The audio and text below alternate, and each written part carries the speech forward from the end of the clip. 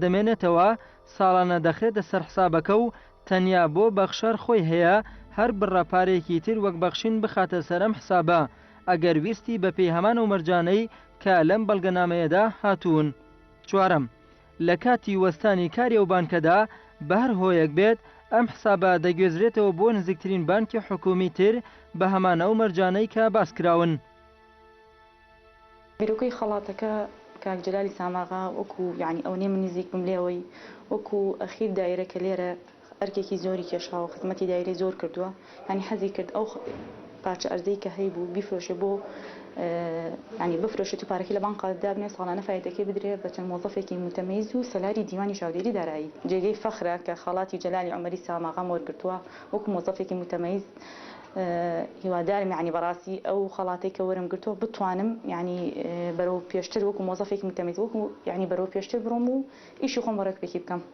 ساڵی پار 2011 خەڵاتی خانمی سەلارم وەرگرت لە دیوان کە خەڵاتەکە خەڵاتی کاک جەلالی عومەری ساماغایە.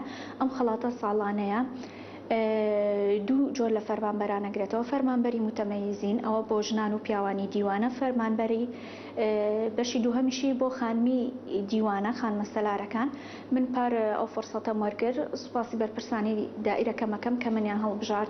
خەڵاتی جەلالی عومەری ساماغایە ئێمە زۆر سوپاسێکین بۆ دانانی ئەم خەڵاتە چونکە ئەمە هاندەرێکە بۆ کارمەندانی دیوان بۆ زیاتر بۆ بە پێشەوەچووری کارەکانی. ئەم خەڵاتانە دەدرێت بە فەرمانبەرانی چاودێری دارایی سلەیمانی لەلایەن بەڕێز کاک جەلالی ساماغا ئەوە کە لە سامانی خۆی بەخشیوێتی منیش خۆم بە بەختەوە دەزانم کە هەڵبژێراوم وەک یەکێک لە فەرمانبەرانی لێ هات و هەرچەندە خەڵاتیش نەکرێن من واجبی سەرشانی خۆم بۆ پەڕی تواناوە بێ منەتانە جێبەجێ ئەەکەم و زۆر سپاسی کاک جەلالی ساماغا ئەەکەم بەڕاستی دەوری باوکێکی باشی بینی بۆ ئێمە و هەمیشەش واز دەکەین لەگەڵمانایە لە دیوانی چاودێریایە ئێمەش بە ڕێڕەوەکەی ئەوە ئەڕۆین ڕێڕەوەکەی ئەو تەواوەکەین هەتا لە توانامانەوێ.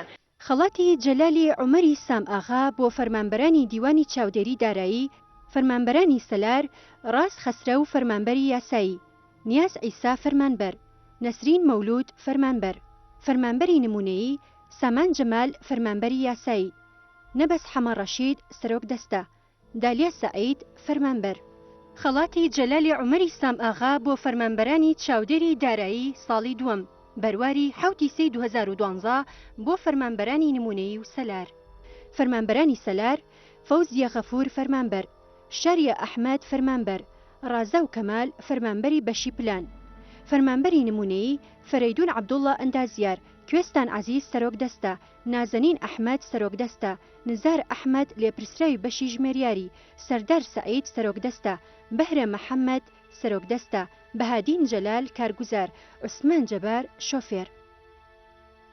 من تا ئەوم نەبینی بوو وامەزانی ئێتر لە هەرێمی کوردستان ئەو هیوایە بڕاوەکە یەکێک بدۆزیتەوە بە شێوەی کاک جەلال کار بکە بە شێوەی کاک جەلال ئەو سەنگەرە بۆ خۆی هەڵبژێرێکە هەرچەنە سەرۆکی دەستگایەکی وا گەورە و گرنگە بەڵام لە شوێنی خۆی لە بیرروباوەڕی خۆی لە مەبدەعەکانی خۆی لا نەدا. بۆیە من زۆر دڵم خۆش بوو بەوەی کە دیوانی چاودێری ئەتوانێت ڕۆڵێکی زۆر گەورە ببینێ بە پێچەوانەی هەمان دیوان کە لە هەولێر بوو کەس نەیبینی راپۆرتێکی نەبینی کەس نەیزانی زانیاریەک لەسەر گەندەڵی نەکەوتە دەست خەڵک کە ئەمە بۆ خۆی یەک خەلەلی زۆر زۆر گەورەیە لە سیستمی چاودێریکردن لە هەرێمی کوردستان.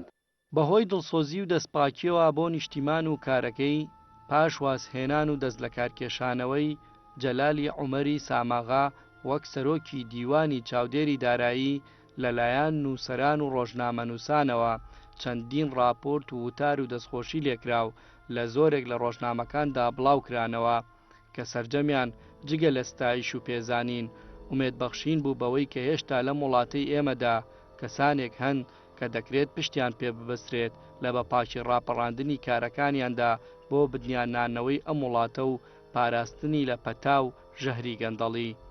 لە پاش ڕووداوەکانی حەڤەی شوباتیشەوە و دوای ڕشتنی خوێنی گەنجانی سلێمانی بە دەستی چەکدارەکانی دەسەڵات جەلالی عومەری ساماغا وەک چاودێر و نووسەرێکی بەویژدان لە وڵاتی پاریسەوە وتارێکی بۆ ڕۆژنامەی ئاوێنە ناردووە و کە لە ژمارە 264 ئەو ڕۆژنامەیەدا بڵاوکراوەتەوە و تێیدا نووسیوەتی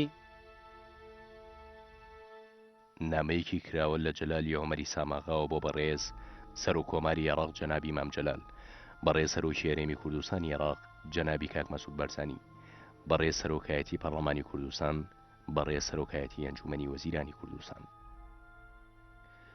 وێنەیە و گەنجانی لە شار و شارۆچکەکانماندا کوژێن و بریندارەکرێن کە لەم دووری وڵاتەوە ئایان بینم هانم ئەدەن ئەم نامەکراوەیەتان بۆ بنووسم. پاشەوەی دەیان نامەی ڕسمی و نهێنیم بۆ سەرۆکایەتی پەرلەمان و ئەنجومەنی وەزیران نارد کاتێ سەرۆکی دیوانی چاودێری دارایی سلێمانی بووم بۆ یاوەی دەڵێم تازە نییە بۆ ئەوان. ئەم ڕۆژکە خۆم خانەنشین کردووە ناتوانم بێدەنگ بم لە ئاست ئەو هەموو هاواری کوردستانی کردوێتەوە دژی گەندەڵی و گەندەڵیش خوێن دەڕێژێ تەنیا بۆ مانەوەی خۆی و دەسەڵات و ئیمتیازاتەکانی. هەزار هاوار بکرێ و ئەو گەنجە خۆشاندەرانە بە مناڵ و مەزم و سەرڕۆ گێرە شێوێن لە قەڵەم درێن. ڕاستیەکەیە نەخۆتان نەدەسەڵات و نەکەناڵەکانتان ناتوانن بیشارنەوە. ئەویشەوەیە کە خەڵک بێزار و دژی گەندەڵیە. ئەو گەندەڵی کە جەنابتان زۆر باش دەیبینن لە بەردەمتان و لە پشتان، لە ڕاستان و لە چەپتان، بێەوەی جوڵەیەک بکەن بۆ چارەسەرکردنی. هەرتەنیا بۆ بیرخستنەوە لە سلێمانی 86 گەندەڵ دراونەتە دادگا بە مەبەستی ئیجراعاتی پێویست بۆ لێپرسینەوە و وەرگرتنەوەی ملیارەها دینار و ملیۆنەها دۆلار کە لە بودجەی حکومەت و مڵکی میلەت بەناحەق و ناڕەوا خوراون.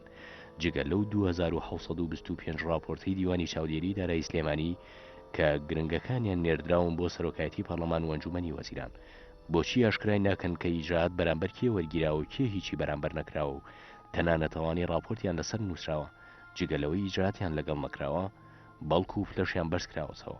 بۆیە کارگەیشتوەتەوەی ڕۆژنامەکان بنووسن کە راپۆرتەکانی دیوانی چاودێری بوونەتە خێر و بەرەکەت بۆ گەندەڵکاران. بۆچی زیاتر لە ساڵێک کە سەرۆکایەتی پەرلەمان وەڵامی ئەو داوافەرمی دیوانی چاودێری سلێمانی نەداوەتەوە کە داوا کراوە راپۆرتەکان پاش ساڵێک ئاشکرا بکرێن و بخرێنە بەردەم میدیاکانەوە، بۆچی ڕێگە لە دادگاکان دەگیریارکی خۆیان بێن نەدی؟ ئایا دادوەران نایانەوێت گەندەڵکاران بانگ بکەن و سزای تاوانباران بدەن یان دەستێکەیە ڕێگریان لێەکە؟ ئەی لە هەردوو بارەکەدا هەرکی سەرشانی ئێوە نییە لیان بپرسنەوە و بیان پارێزن بۆەوەی کاری خۆیان بەجێ بێنن؟ پاش 20 ساڵ لە حکومڕانی کوردی ئێستاش کار بە یاسای قووەتەکرێ نەک بە قووەتی یاسا. هیوادارم کاتی ئەوە مابێ کار بە قووەتی یاسا بکرێ بەبێ جیاوازی و تەرازوە لا سەنگەکەی ڕاست بکرێتەوە. ئیعادەت تەوازن ئیلا میزان مختل.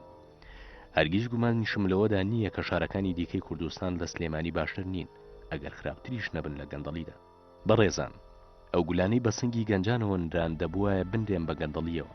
گەندەڵکاران بە ڕوتانەوەی میلەت تێریان نەخواردەوە ئێستا شەیانەوەی خوێنی گەنجان بخۆنەوە. گەندەڵکاران تەنیا لە خەم و خەیاڵی دەستکەوت و دەسەڵاتی خۆیانن. ئەو گەنجانە خەمخۆری دەستکەوت و ئازادی کوردستانن. دەزانن مەترسیەکە چەند گەورەیە لەسەر ئێستا و ئایندەی نەتەوەکەمان. مەبەستم لەو گەنجە خۆشاندەرانەیە کە داواکاریەکانیان ڕەوایە و دەبێت جیا بکرێنەوە لەوانی ئیستیقلالی خۆشاندانەکانەکەن بۆ مەرامی شڕەخۆری و گێرە شێوێنی و تێکدان لە هەر کوێ و لە هەر لایەکەوە هاتبن. ئەگەر ئێوە چارەسەری گەندەڵی نەکەن دڵنیا بن ئەزموونەکەش و دەسەڵات و هەموو بەهاکانیشمان لەدەسەچن. ئێوە بە چاوی خۆتانە بینن چۆن میلەتان هەڵساون بە دژایەتی فەساد بە هەموو جۆرەکانیەوە. دوژمنی خۆتان و گەل و کوردستان و تەجروبەکەشمان یەک ناوی هەیە، ئەویش گەندەڵیە.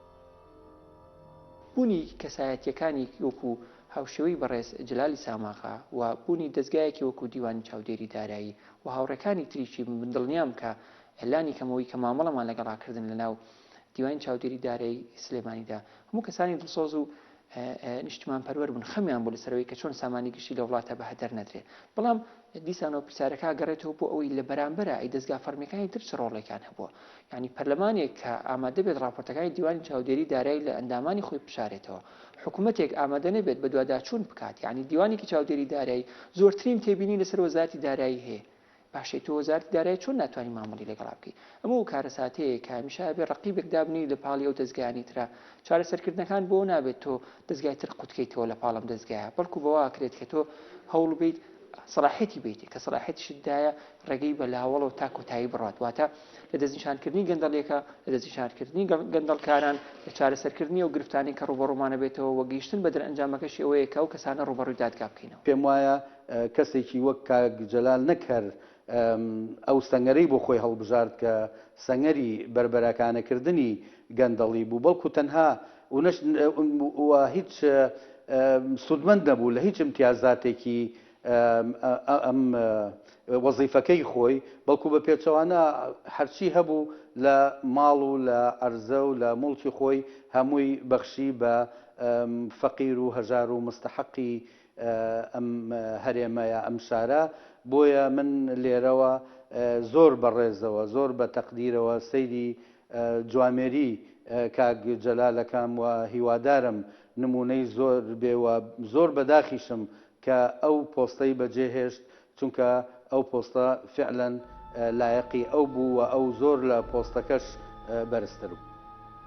لە ئێستادا و پاش تێپەڕبوونی نزیکەی ساڵ و نیوێک بەسەر خانە نشینبوونیدا و دوای تێپەڕاندنی 71 ساڵ لە تەمەنی پاش فرۆشتن و بەخشینی پارەی زەویە تایبەتەکەی خۆی بە خەڵاتی ساڵانەی کارمەندانی چاودێری دارایی سلێمانی، ئەمجارەش جەلالی عومەری ساماغا ماڵە تایبەتەکەی خۆی کە لە دوون هۆم پێگاتووە و دەکەوێتە گەڕەکی گردەکەی سەرچناری شاری سلێمانی کە زەوی ژمارە 197 لەسەر 264 بە یەکجاری دەکاتە دیاری و موڵکی وەزارەتی تەندروستی و بڕیارە پاش نەمانی خۆی و لەسەر داوای خۆی ئەو ماڵە بکرێتە بنکەیەکی تەندروستی.